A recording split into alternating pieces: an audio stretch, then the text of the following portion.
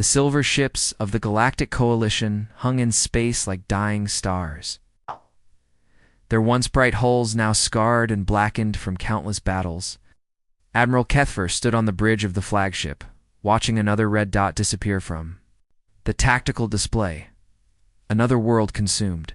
Another billion lives lost to the endless hunger of the Void Swarm. "How many does that make?" he asked, though he already knew the answer. 12 star systems, sir," replied his aide, a young Crystallian whose natural glow had dimmed to almost nothing. "The evacuation fleet from Kepler 442 should reach the inner colonies in 6 days. Ithfor's 4 arms hung limp at his sides. 6 days. In 6 days, they would have nearly 100 million more refugees to feed, house, and protect. Resources they didn't have.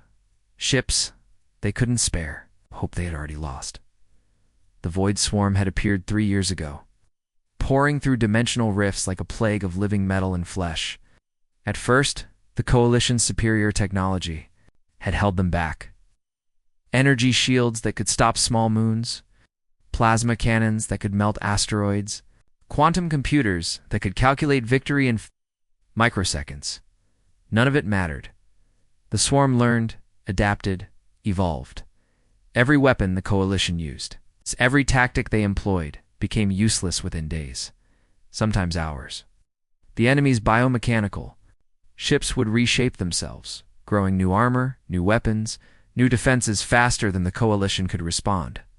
"Sir, incoming transmission from the War Council," the communications officer announced.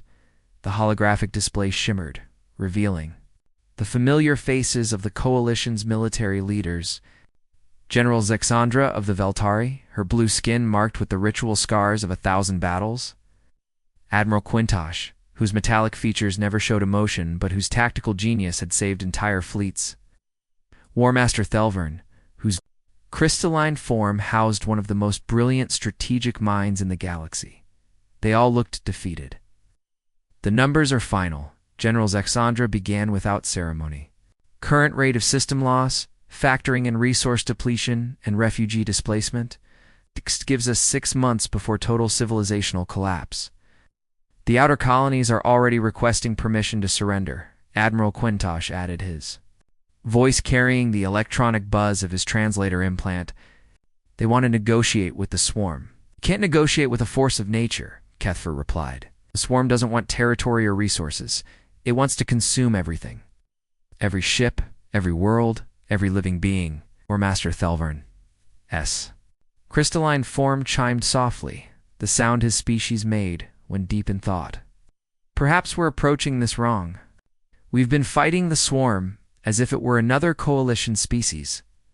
Logical, predictable, bound by the same rules of warfare we've used for millennia. What are you suggesting?" Kethfer asked. "I'm suggesting we don't know how to fight something truly alien. We've become too civilized, too dependent on our technology, too ... predictable." Before anyone could respond, proximity alarms began chiming throughout the ship. Kethfer turned to his sensor operator. "Report. Unknown vessels approaching. Admiral, small fleet, maybe 20 ships. They're unusual." "Unusual how?" "Their hulls appear to be made of refined metal alloys, no energy shielding detected. They're using chemical propulsion and what looks like primitive fusion drives." Kethfer frowned. Chemical propulsion hadn't been used by spacefaring civilizations for thousands of years. Origin: backwater system in the outer spiral. Designation Cell 3. They're requesting permission to speak with our fleet command. The War Council members exchanged glances through the holographic display. In 3 years of desperate warfare, no species had volunteered to join their losing fight. "What do they call themselves?" General Zexandra asked. "Human, sir." Kethfer had never heard of them. According to the star charts their system contained only one habitable world, a small blue planet orbiting a yellow star. Recent reports suggested they had barely achieved faster-than-light travel within the last century. Patch them through, he decided. What did they have to lose? The holographic display flickered, revealing a bipedal figure in what appeared to be a primitive environmental suit.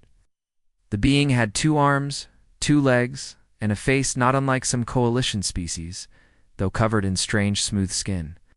"This is Captain Park Dong-woo of the Earth's Defense Fleet," the creature said, its voice surprisingly steady for such a primitive species.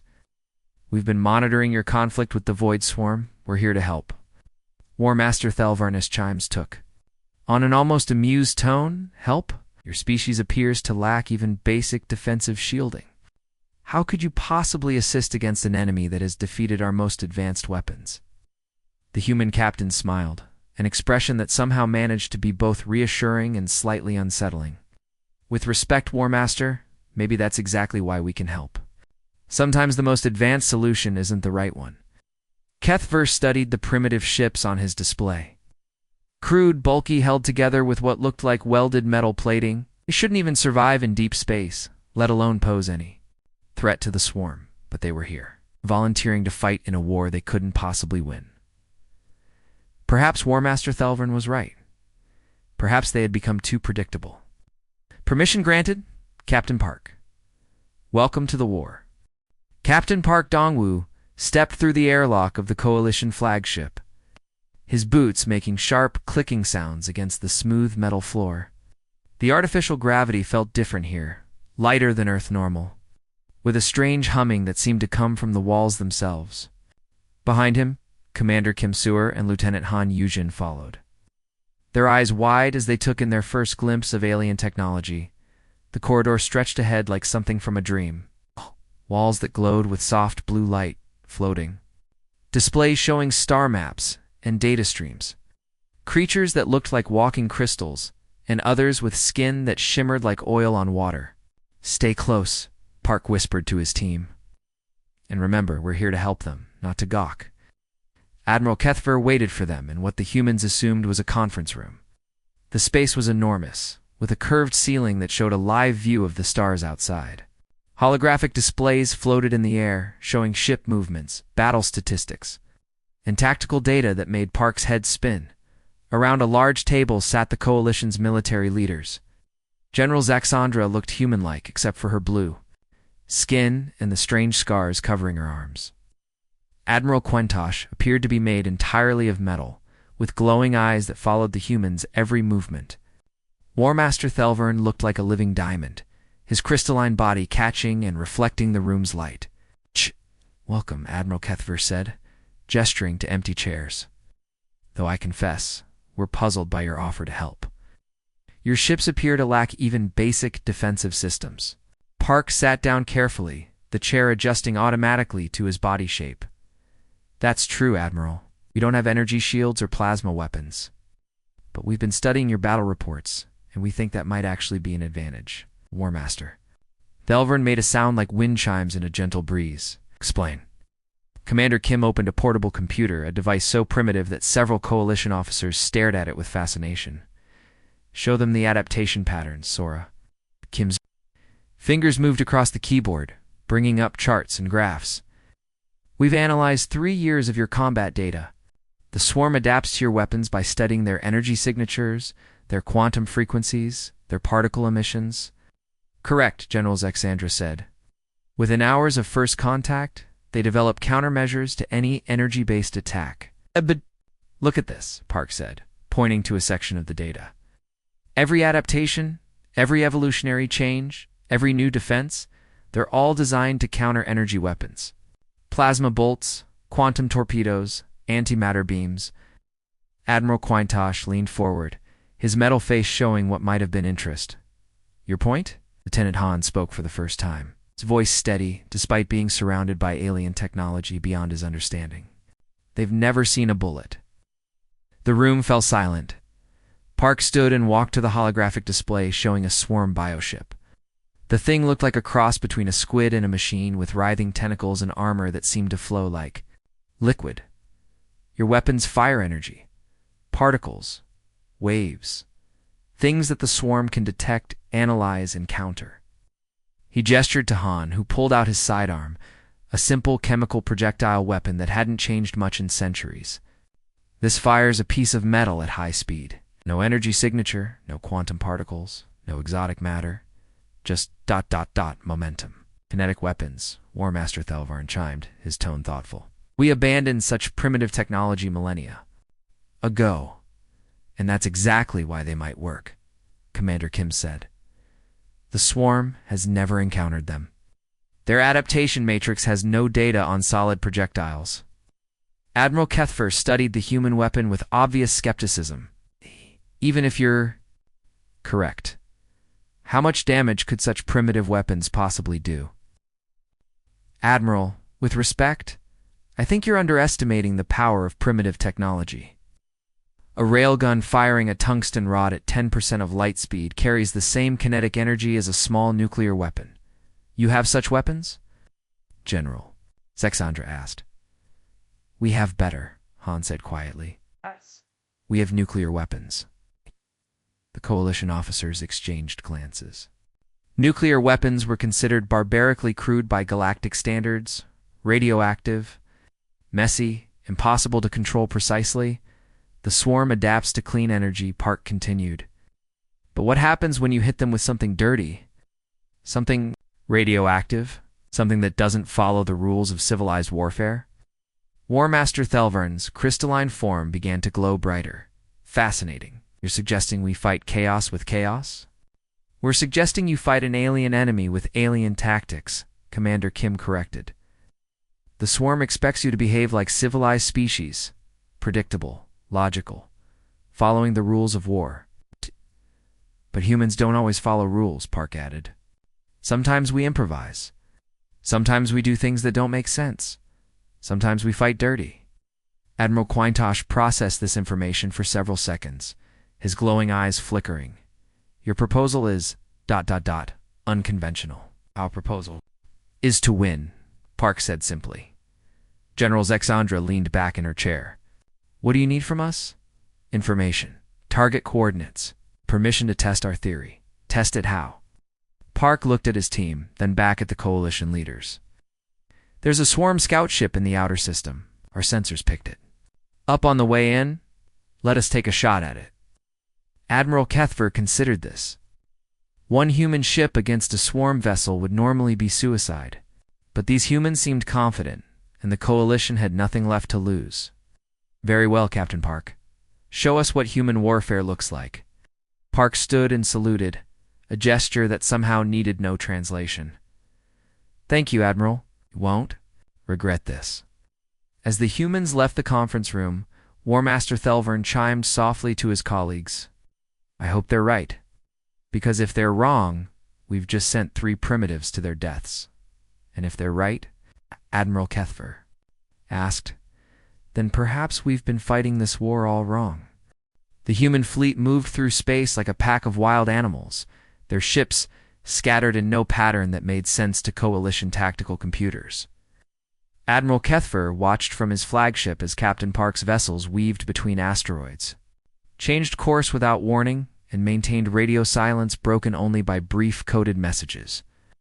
Their formation is completely random, observed War Master Thelvarn, his crystalline form pulsing with confusion, no geometric precision. Number. Mathematical efficiency. How do they coordinate attacks? Maybe they don't, replied General Zexandra, studying the tactical display. Maybe chaos is their strategy. The swarm scout ship hung in space ahead, a writhing mass of biomechanical horror the size of a small moon. Its surface rippled with organic sensors and weapon ports that opened and closed like breathing mouths. For 3 years, similar ships had torn through Coalition fleets with terrifying ease. Human vessels.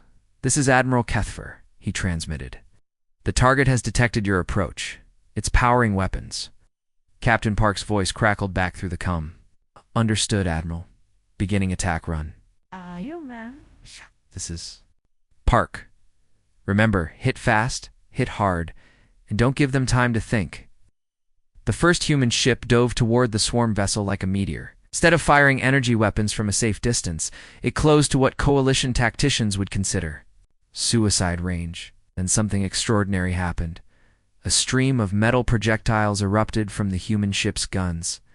Not the clean, precise beams of plasma that the swarm had learned to deflect, but crude chunks of tungsten traveling at incredible speed. The projectile struck the biomechanical hull and punched straight through, leaving ragged holes that leaked atmosphere and strange fluids into space. "Impossible," breathed Admiral Quintosh. "The swarm's adaptive armor should have stopped those impacts." "It's trying to adapt, War Master," Thelvern observed, watching as the creature's hull began to thicken and change. "But there's nothing to adapt to. No energy signature, no quantum frequency. Just ... mass and velocity." More human ships joined the attack, each one using different weapons.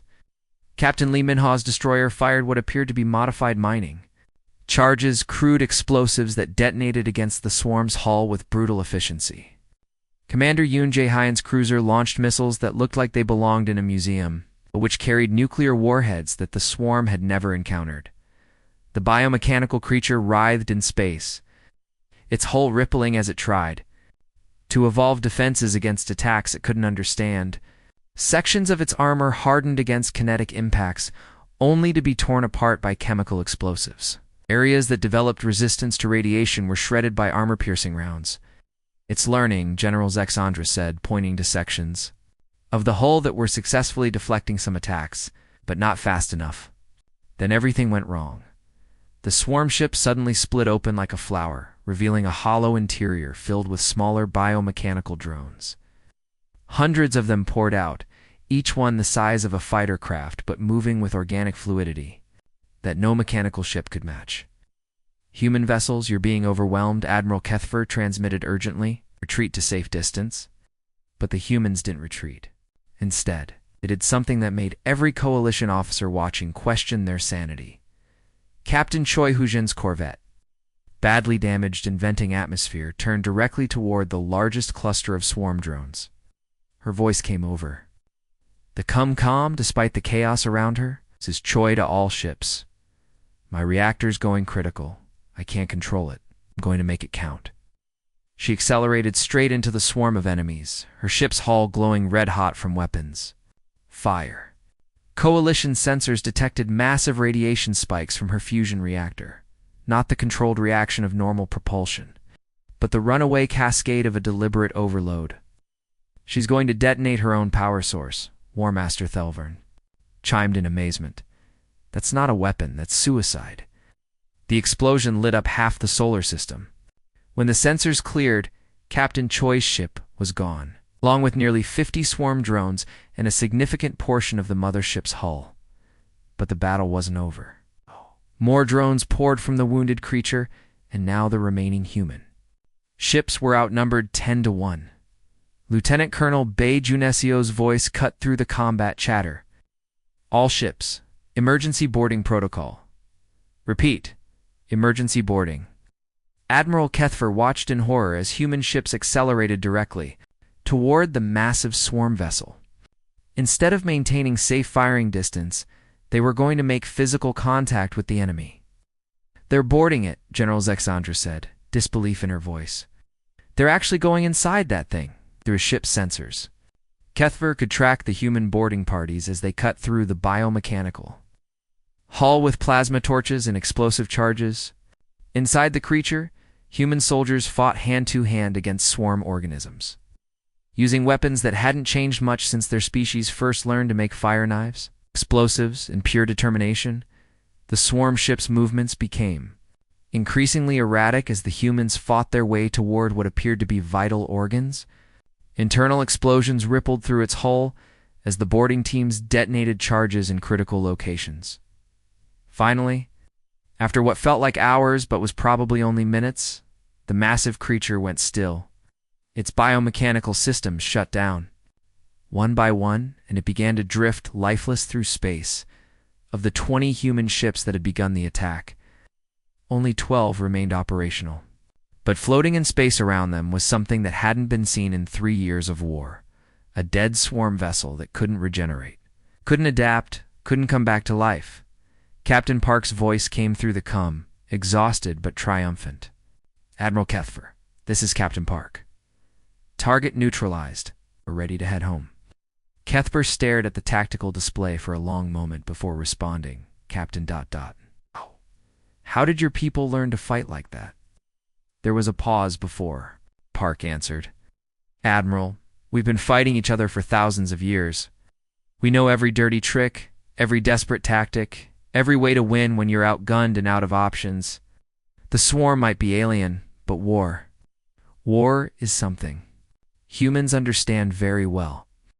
Engineer Bajanesio crawled through the narrow maintenance tunnel of the Coalition Research Station, his human-sized frame barely fitting through spaces designed for the smaller Crystallian technicians. Sparks flew from his welding torch as he connected the final power coupling between a Zephyrian energy core and a human railgun accelerator. "Try it now," he called out to the test chamber. Commander Yun Jae-hyun powered up the hybrid weapon system. The Coalition energy core hummed to life, channeling power through human-designed magnetic coils. When he pulled the trigger, a tungsten rod accelerated to nearly 20% of light speed before striking the target.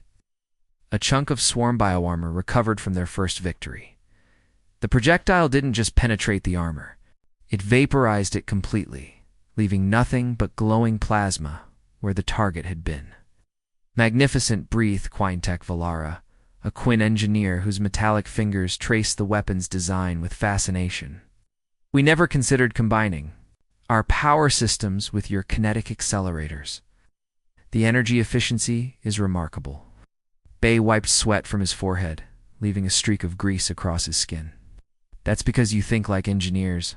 We think like soldiers. Sometimes The best solution is the one that shouldn't work." Across the research station, similar collaborations were taking place. Dr. Nam Soo-jin, human biochemist, worked alongside Zephyrian molecular specialists to create chemical weapons that could disrupt swarm biomechanical systems. the aliens, provided advanced understanding of cellular structures.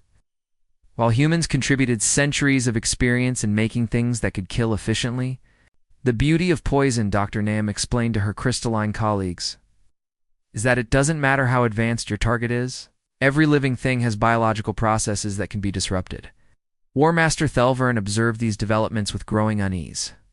In his crystalline mind, warfare had always been a precise art, calculated maneuvers, clean energy exchanges, predictable outcomes based on superior technology. But humans fought differently. Captain Kong Menesio demonstrated this during a training exercise. Instead of the formal boarding techniques taught in Coalition military academies, he showed alien Marines how to fight in cramped corridors using combat knives, improvised explosives, and weapons designed for close-quarters brutality. "Your plasma rifles are excellent for open space combat," he explained to a group of Eltari warriors, their blue skin marked with ritual scars. "But inside a ship, you need something that won't punch through the hull and kill everyone by decompressing the atmosphere." He held up a human assault rifle, a weapon that fired chemical projectiles at subsonic speeds. "This will kill your enemy without destroying your own ship. If you run out of ammunition, ... He drew a carbon fiber knife. Sometimes the oldest, weapons are the most reliable. Veltari warriors, bred for combat, but trained in honorable warfare, watched with fascination as Kong demonstrated techniques their ancestors might have used: dirty fighting, ambush tactics, psychological warfare. "You fight without honor," observed Commander Zex Kumar, though his tone suggested curiosity rather than condemnation. "Honor doesn't win wars," Kong replied. "Survival does. And sometimes survival means doing things that make you uncomfortable." Next three battles proved the effectiveness of these new hybrid tactics. The first engagement took place near the mining colonies of Beta Centauri, where a swarm hive ship had been consuming asteroids to build more biomechanical drones. Coalition forces engaged the enemy using traditional formations, drawing their attention and forcing them to adapt to energy weapons. Meanwhile, human strike teams approached from unexpected angles, using stealth technology borrowed from Quinn ships, but modified with human understanding of guerrilla warfare. When the swarm focused its defenses against the main Coalition fleet, human ships emerged from asteroid fields and gas clouds, striking with hybrid weapons that the enemy couldn't predict or counter. Railguns powered by alien energy cores punched through bioarmor that had adapted to plasma fire. Chemical warheads, designed by human-alien teams, disrupted the swarm's organic systems faster than they could evolve resistance. The hive ship died in less than an hour. A record for swarm engagements. The second battle was even more decisive. Human boarding teams, now trained by Coalition Marines in zero-gravity combat, fought their way into a swarm command vessel, while alien ships provided covering fire. But instead of the brutal close combat that humans preferred, they used Zephyrian neural disruptors to shut down the bioship's nervous system from within. The creature died without firing a shot by the third engagement. Word of these victories had spread throughout both fleets. Coalition officers began requesting human advisors eager to learn tactics that their military academies had never taught. Human engineers worked around the clock to modify alien weapons with kinetic components, while alien scientists helped humans understand the quantum principles behind advanced shielding and propulsion. But the changes went deeper than technology. Admiral Kethfer noticed it first during a strategy meeting. Instead of the careful, calculated plans that had characterized coalition warfare for millennia, officers were proposing aggressive strikes, surprise attacks, and tactics that relied more on unpredictability than mathematical precision. "We're becoming more like them," he confided to War Master Thelvern after one particularly heated discussion about using biological weapons against swarm breeding facilities. Thelvern's crystalline form pulsed with conflicted thoughts. "Perhaps that's necessary. Our civilized approach to warfare has brought us to the edge of extinction. The humans, they fight to win, regardless of the cost." "That's what concerns me," Kethru replied. "What happens to us after the war? What happens to our principles, our honor, our civilization, if we become as ruthless as our enemies?" "I don't know," Thelvern admitted. "But I know what happens if we lose, we cease to exist. Perhaps becoming something we don't recognize is better than becoming nothing at all." The war was turning in their favor, but both species were changing in ways they hadn't expected. The question was whether they would still recognize themselves when the fighting finally ended. The dimensional gateway writhed in space like a wound in reality itself, spewing forth endless streams of swarm bioships. Each vessel that emerged was larger and more horrific than the last, as if the enemy had learned from every defeat and grown stronger. General Osunwu studied the tactical display from the bridge of his flagship, knowing that this would be humanity's final gambit. "Sir, the dimensional bombs are armed and ready," reported Captain Jung Hana, her voice steady. Despite the magnitude of what they were about to attempt, behind her, 19 other human ships hung in formation, each one carrying weapons so destructive they could collapse the gateway, everything within 3 light-years of it.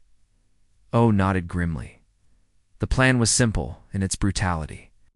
While Admiral Kethfer's coalition fleet engaged the swarm's main force, the human suicide squadron would punch through their defenses and deliver the dimensional bombs directly into the gateway. The portal would collapse, cutting off the swarm's reinforcements forever. None of them expected to survive. General Vice's Admiral Kethfer crackled the cum. "Coalition forces are in position. We'll give you the opening you need." Through the view screen, O watched as the largest fleet ever assembled by the Galactic Coalition moved into attack formation. Zephyrian crystalline ships gleamed like jewels against the darkness. Veltari warships bristled with weapons that could crack planets.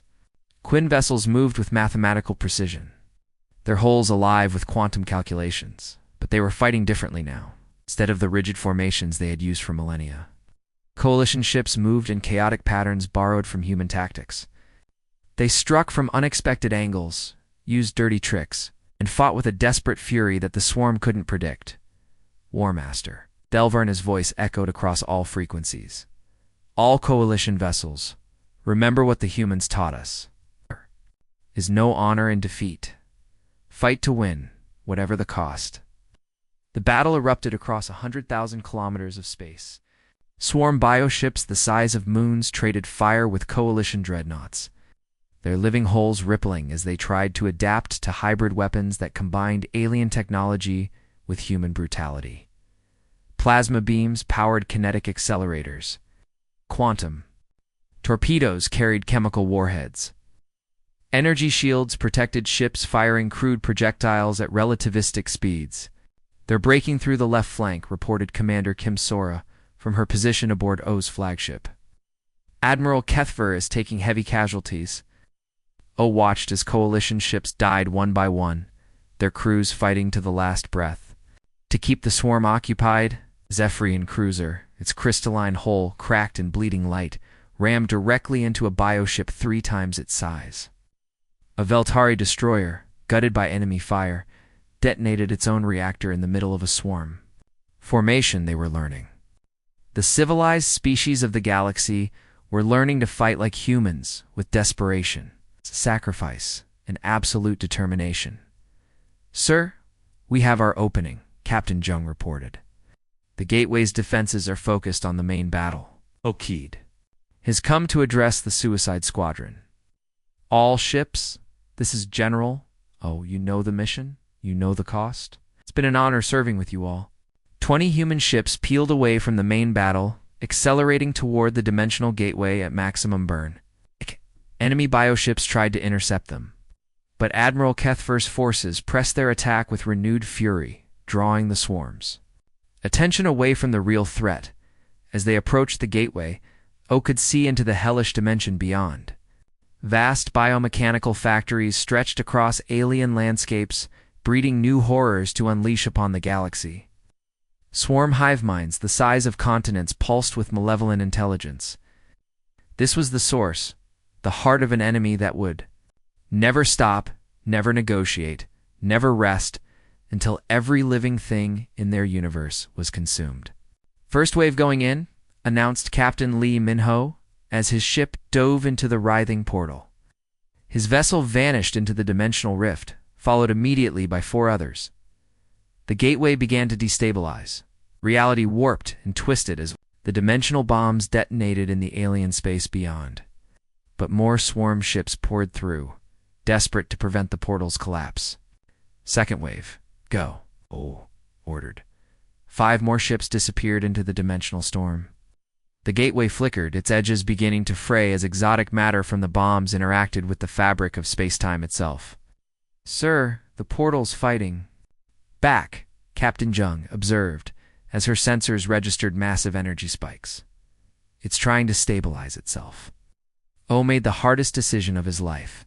All remaining ships, full attack. We end this now.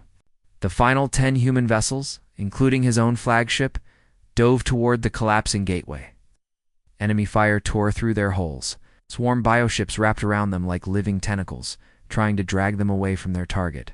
But nothing could stop them now. Colonel Shin Wujin's voice came over the cum from his burning destroyer. "General, my ship's compromised, but the bomb's still active. Tell my family The transmission cut off as his vessel vanished into the dimensional storm, one by one. The human ships disappeared into the gateway, each one carrying enough destructive power to wound reality itself. O watched his friends die, knowing that he would join them in moments. "This is General O to Admiral Kethver," he transmitted as his ship began to break apart from dimensional stress. "Mission accomplished. Take care of each other." The gateway collapsed in a cascade of brilliant light that could be seen from 1,000 star systems away. When the sensors cleared, the swarm was gone. The dimensional rift had sealed itself, taking the human suicide squadron with it. In the aftermath, as coalition ships tended their wounded and counted their dead, Admiral Kethver stood alone on his bridge, staring at the empty space where the gateway had been. War Master Thelvarn approached him, his crystalline form dim with exhaustion. "The galaxy is safe, Admiral. The humans, ... they saved us all." "At what cost?" Kethver replied quietly. "We asked them to teach us how to fight, and they taught us how to die for something greater than ourselves. Perhaps that's the most human lesson of all," Thelvarn observed. "Some things are worth any sacrifice." The war was over, but both species had been forever changed by what they had learned from each other. That survival sometimes required becoming something you never thought you could be, and that victory always came with a price that echoed through the stars.